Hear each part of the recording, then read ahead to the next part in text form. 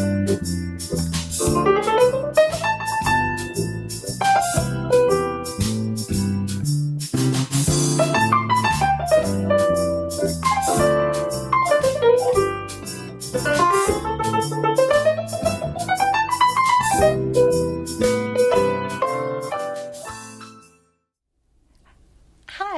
this is Courtney Terry, and this is Arts Alive, produced and recorded by Meadow Lake Studios.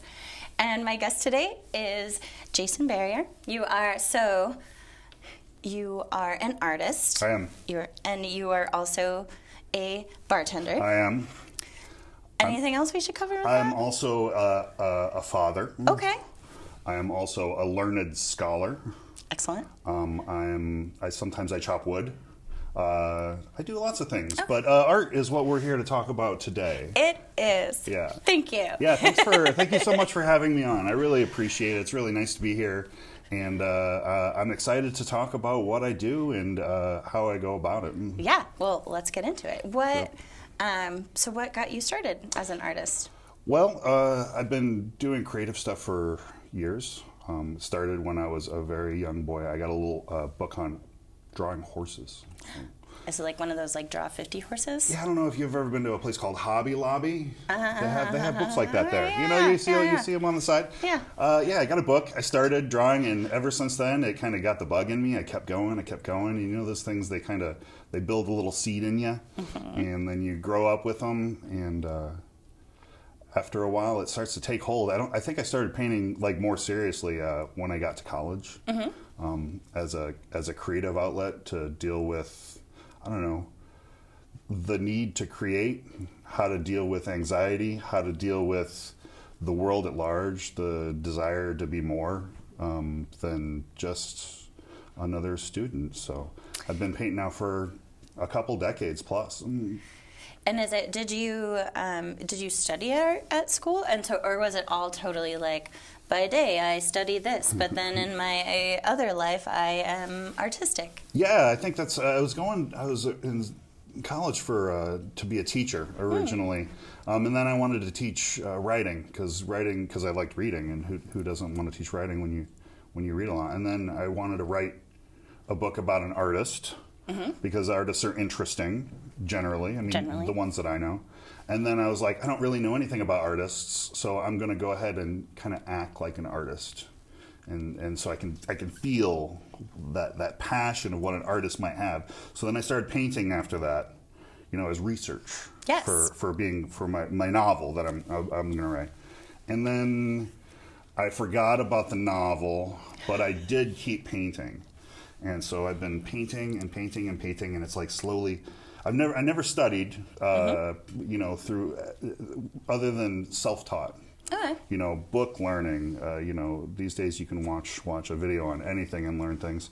Talking to people, going to galleries, and experiencing.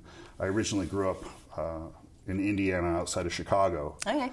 And they actually have a really good art scene in Chicago. I don't know if you've heard, but you can just go to the museums there and see some of the most spectacular art ever. And I think that really kind of trained my eye and trained my mind to seek out interesting, beautiful things and try and learn from that and grow upon it. So. Yeah, that's kind of where I started, and I feel like I've naturally found myself having conversations with artists of the past and artists of the now, and hopefully artists of the future. I think that's kind of what art ultimately is. It's conversations with people from the past and the future. I know that sounds a little. Well, that's it. So when you say weird. Conversation, so like when you're creating your art. These are the artists who have come before me, and I saw this painting by so and so, and is that the type of conversation that you mean? Like that Absolutely. kind of.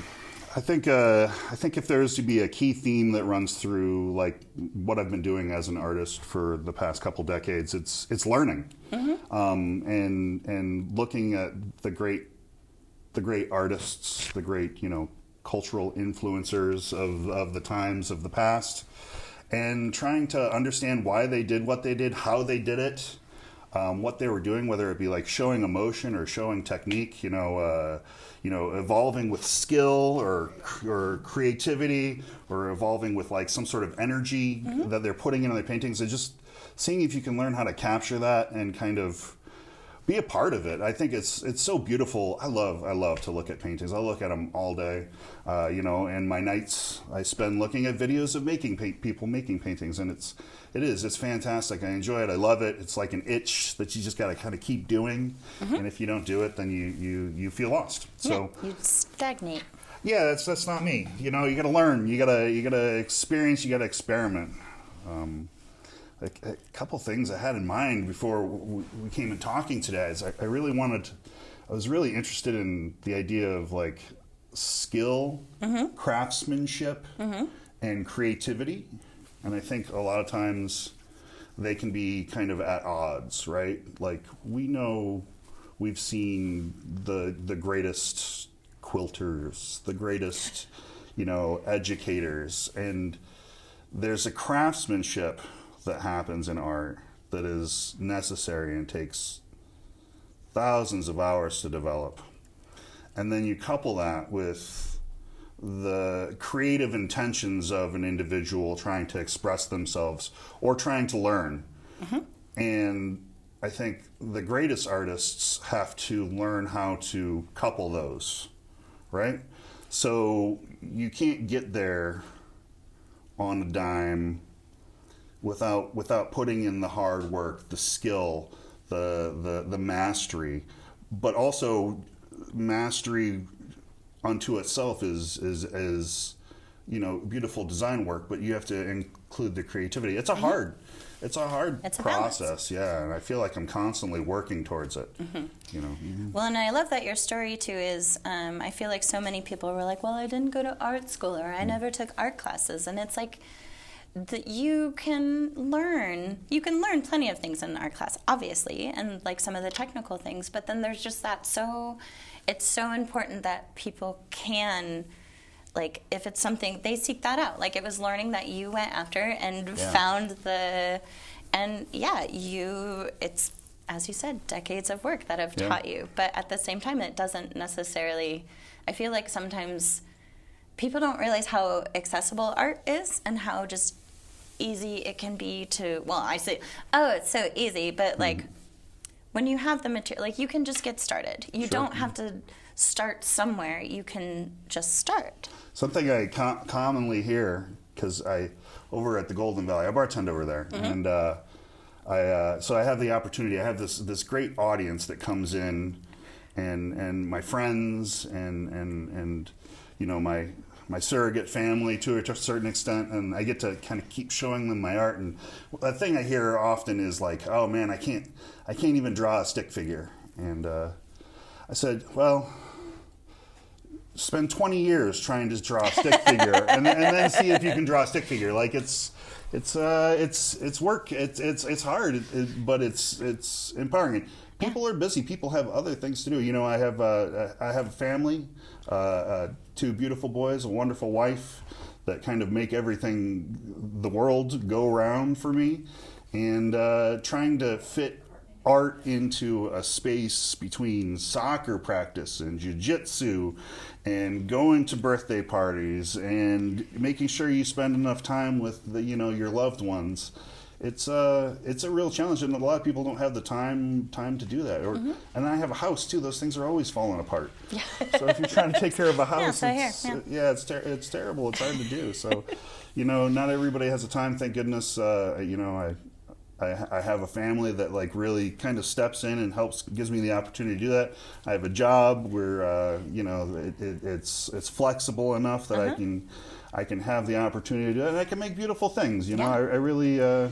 I'm really proud of the work I'm doing right now. Yes. So. And so about this particular piece, I'm curious, is this a local landscape? This is actually from my living room. Okay. I made a painting from my living room.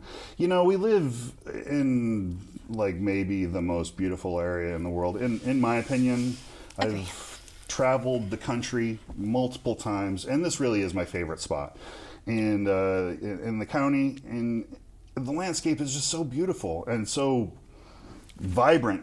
I can't come into town without feeling inspired just by looking at the landscape, whether it be looking at those cows as I'm driving in, or seeing the dark, foreboding clouds that are about to run over our house and probably cause leaks in my roof.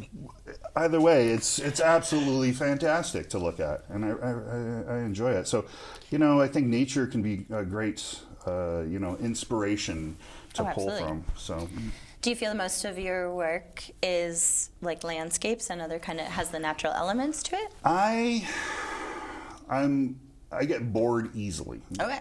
So I kind of have a little circuit that I'm working right now where I'll do a landscape, I'll do a portrait. I love to do portraits. Okay. And then I want to take it to the next level because I want to abstract it. So I want to take what I have and disseminate it into pieces, color, line, to make it interesting in a different way. So you have this kind of realism, and then I push into an impressionism, and then I push into an abstract, and so it's almost like I can get 3 paintings out of every painting, where I explore. Like I said, learning is what I'm here to do. So where I try and explore color, I explore line, I explore brush strokes, I explore mark making. I get really excited about painting. It's an art form that just keeps on giving back. So yes, yeah, that's just, I do landscape. I'm all over the place because I get bored quickly. Yeah, and that's, you follow where your creativity goes. Yeah. And is it mostly, here's where I sound real smart, acrylic paintings? Just oil, just like you oil said. Paintings, just like you said. Those are oils. Acrylics I find are like almost impossible to work with. I don't know how anybody paints with those things. They're so hard. Oil paintings, definitely, for any of your viewers, the easiest and the most fun. Okay. So, and good the simplest in all ways. So that being said, there are like 8 different kinds of black and like 8 different kinds of white. So you do kind of have to be aware of that. Well, no, that's all part of the artistic process. Yeah, like you don't like, oh, black. Like, oh no, there's. You have to have the colors to match your mood and your vision. It's true. Some are warm, some are cold, some are blue, some are red, and that's kind of the fun and the endless possibilities that you get when you work with paint. It gives you the opportunity to kind of go where you feel like you need to go, and then change on a dime if you need to. That's another thing I think about art. I spend a lot of time thinking about it, and one of the things that, I think about black and white, I feel like it's just like how we understand the world can be so simple. Black and white. We're told good and bad as children. We're told night and day, and we see everything in these kind of like these schisms of opposites, right? And I don't know where I'm going with this, but this is just my mind wandering. If you need to pull me back, let me know. It's the artistic discussion. Sure. But, I think our minds are so focused on finding a way to do things, the best way to do things, the right way to do things. I was having a conversation with one of my boys recently, and we were talking about superheroes. My boys are, I have twins, they're 9 years old. And this is prime superhero discussion era. It is. And one of the superheroes, I think it was Batman, he gets mind controlled and he starts doing things that are just not Batman-ish. But he's still Batman. Right. Stick with me here. But Batman's a good guy. Yeah. But he starts doing things that aren't so good. So does that mean Batman's not a good guy anymore? I don't know. It's not that simple. No. It's just not how simple it works. And that's how painting is too. It's just not that simple. There's these highlights and these lowlights, but there's all this space in between where the creative process happens. I don't know. I'm lost. No. I got going. But you did. And I am sorry to say that we are now out of time for this interview. Oh, no. I know we could have kept going for like even longer. But well, thank you so much for having me. Yeah, thank you for coming in. And so if any folks are, do you have anywhere that you're sharing your art? Do you have an exhibit, like sure, website, I'm not in any anything? galleries right now. Uh-huh. I do have a website, Okay. paintingsbyjason.com. And I'm on social media, Paintings by Jason. Easy way to find me if you are interested in talking to me. Look me up. Great. Well, Jason, thank you so much for your time today. Courtney, I really appreciate it. Thank you. This was wonderful. All right. Thank you. This has been Arts Alive.